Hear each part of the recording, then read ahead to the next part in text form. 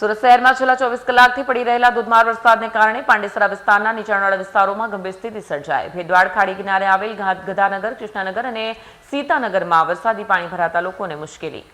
સુરત શહેરમાં છેલ્લા 24 કલાકથી પડી રહેલા ધોધમાર વરસાદને કારણે પાંડેસરા વિસ્તારના નીચાણવાળા વિસ્તારોમાં ગંભીર સ્થિતિ સર્જાઈ છે. વહીવટીતંત્ર દ્વારા તાત્કાલિક કામગીરી હાથ ધરવામાં આવી. રાત્રે 8 કલાક સુધી ચાલેલા રેસ્ક્યુ ઓપરેશન દરમિયાન આ ત્રણેય વિસ્તારોમાંથી કુલ 299 લોકોનું સુરક્ષિત સ્થળાંતર કરવામાં આવ્યું.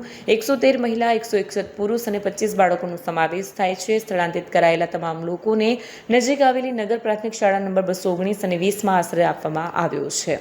ભેદવાડ ખાડીમાં પાણીની સપાટી વધતા વહીવટીતંત્ર દ્વારા પરિસ્થિતિ પર સતત નજર રાખવામાં આવી રહી છે. જિલ્લા કલેક્ટર અને પાલિકા તંત્રની ટીમો સ્થળ પર હાજર રહી રાહત કામગીરીનું સંકલન કરી રહી છે. તંત્રની સૂચનાઓનું પાલન કરવા અપીલ કરવામાં આવી છે.